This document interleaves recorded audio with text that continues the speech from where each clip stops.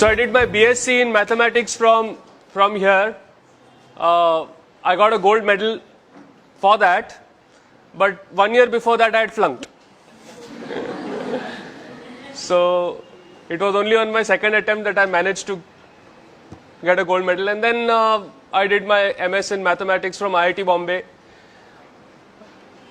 And after that I thought it would be much more interesting to teach people meditation and make them happy rather than teach them maths and make them miserable. You know? So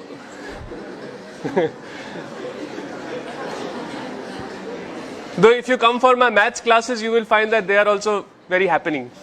Yeah. Now, today I thought I would just go a little bit into ancient history, yeah, and then come to where we are today. Okay. So, all of you have heard of the Varaha avatar? Yes? If you have not, which country are you in? The Varaha avatar is when Lord Vishnu, right? He takes the shape of the boar, and then for some reason the earth is drowning in water. We don't know why and how, but the boar lifts the earth up and brings it out of the water, right? Saves the earth, so to speak, right?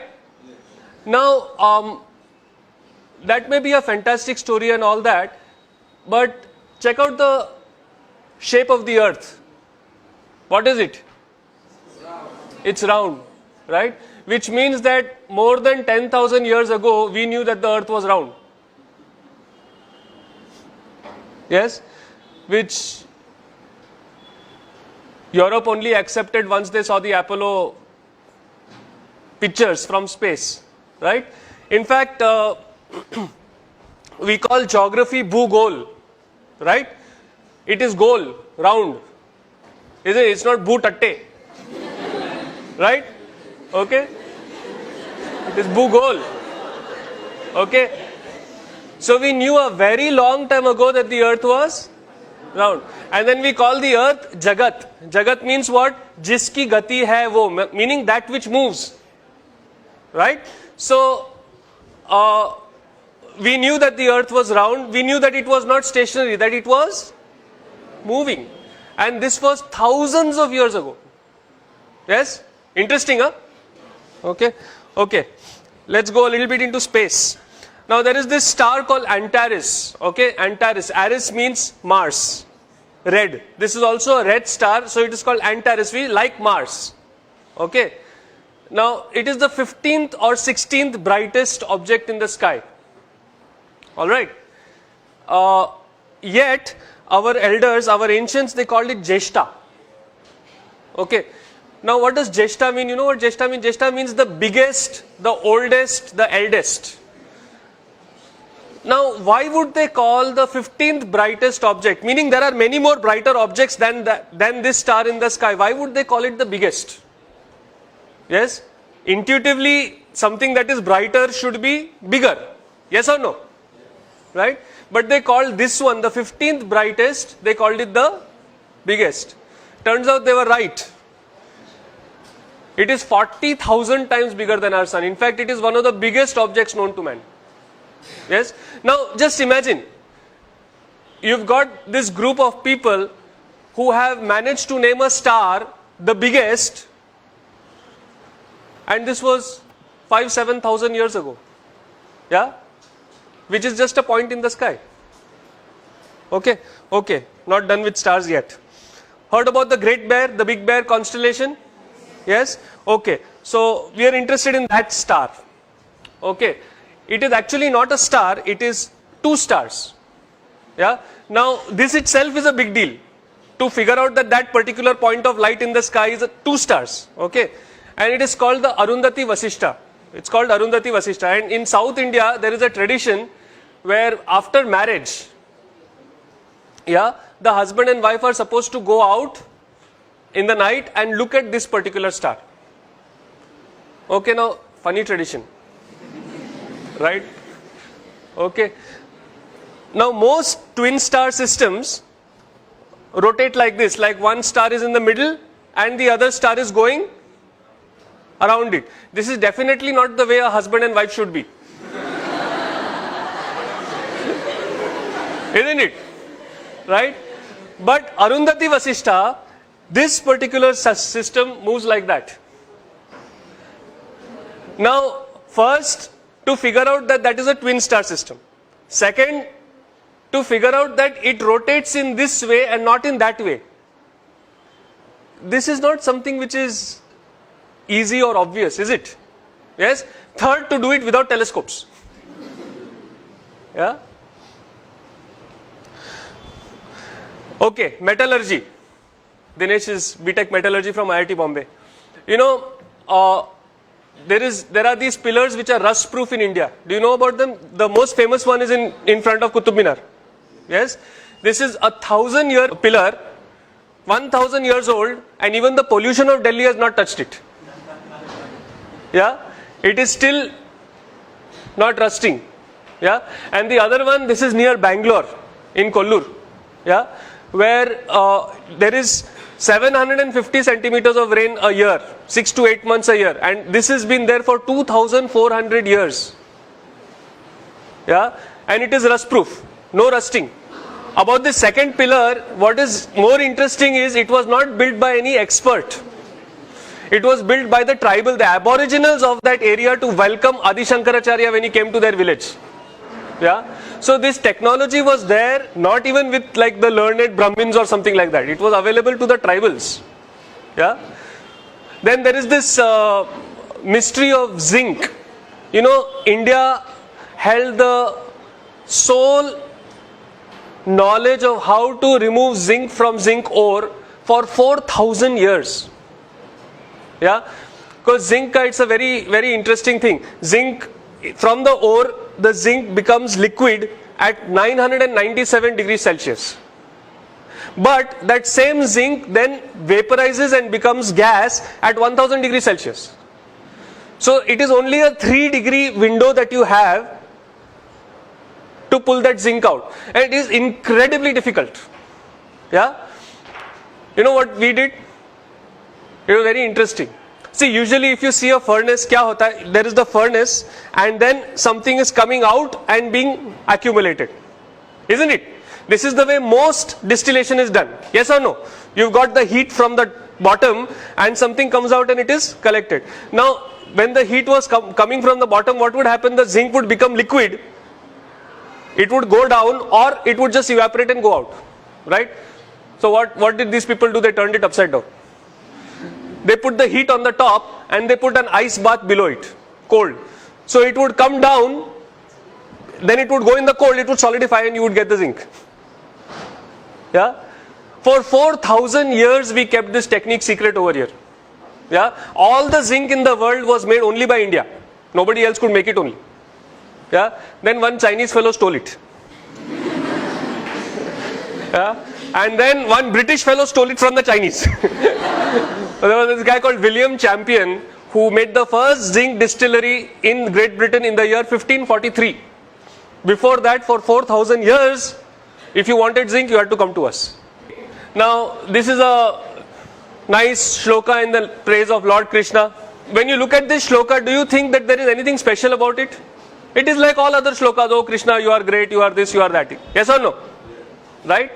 Only thing is there is this thing, there is a protocol called the Katapayadi Sankhya. Okay. Took me a long time to learn to pronounce that.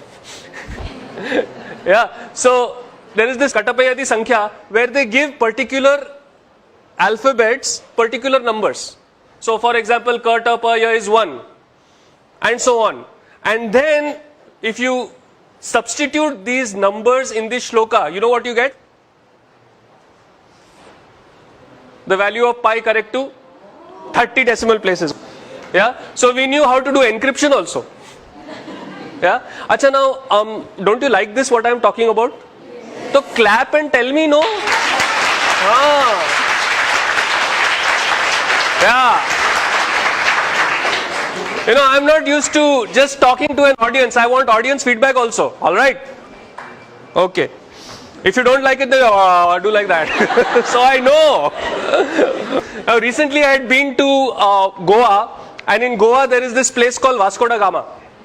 You have heard of it, right? Now, why is Vasco da Gama called Vasco da Gama?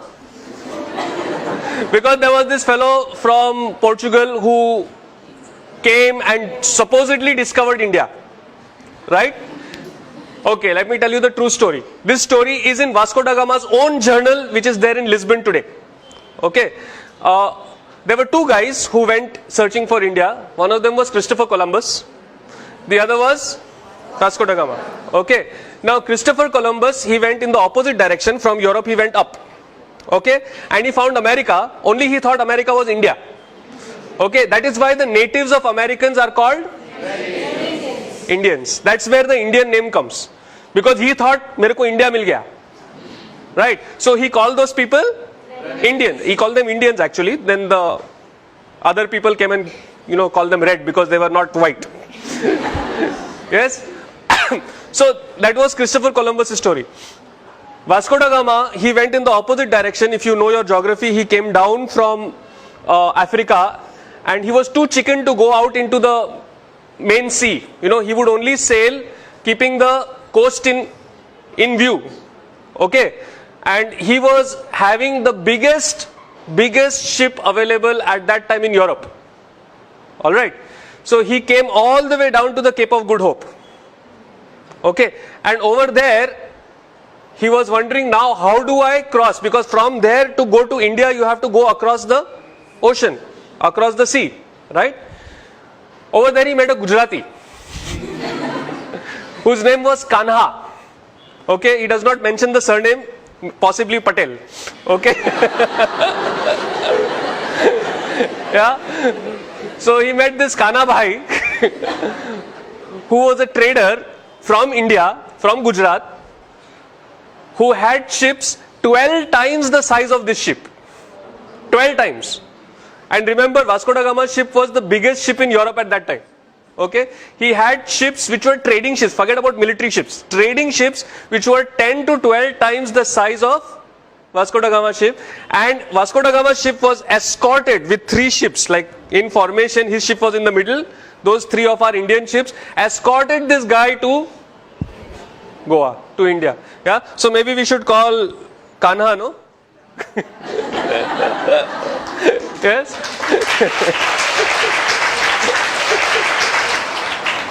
Now, I mean, we could go on and on and on. The amount of history, the amount of knowledge that this country had was phenomenal. Absolutely phenomenal. Yeah. And what was even more phenomenal was these guys had this knowledge 5, 7, 10,000 years ago. Yes. When Europe was still, using bow and arrow to kill deer, our people were distilling zinc. Yes. Now, how did they have this knowledge? Yes. No, there is only one reason. All our scientists were saints. All of them did pranayam, all of them did yoga, all of them meditated. Yes. So what happened was, because when you have trained your mind like this, when you have meditated, when you know how to do this, and you have done it for appreciable number of years, then you are no longer limited by physical instruments. If you want to go into outer space, you close your eyes, doom, you can go. If you want to go into the depth of the atom, you close your eyes, you can get there. And then you are seeing it, right? So it has to be accurate. That is how Arundhati Vasishtha turns out to be a twin star system which rotates around each other. Yeah? Are you getting what I'm saying? Yes. Yes? That is how you can figure out how to make rust proof iron, which even till today we have not figured out. Yeah? So the basis of science is spirituality. Yeah? And this wealth that our country has, I will not say had, this wealth that our country has was systematically destroyed by the British when they came here. Yeah? They rewrote our history. So that when they left us with a legacy of being ashamed of our own culture and our own tradition. Yes, you know, in Delhi we know this very cute old couple. Uncle is 81 years old, auntie is 71 years old, and they will be celebrating their 50th wedding anniversary like next year. His father was the first Chief Justice of India, Bhandari, Mr. Bhandari. Yeah, so very well connected and all. So he went to all these British schools, and over there they would say, you know, yoga is for freaks. You should do PT. But unfortunately, do you see that even in today in schools you do PT, you don't do yoga? Yeah. So we have got independence, it's 60 years, but we are still thinking in those terms only. That is what the British wanted. Yeah. To break this country, they had to break the education system and break the traditions. Now, if we want to build this country again, then maybe it is time to come back to learning, studying yoga, meditation. Yes? Yes or no? Yes. Right? Okay. So then what is the technology of spirituality? How does the damn thing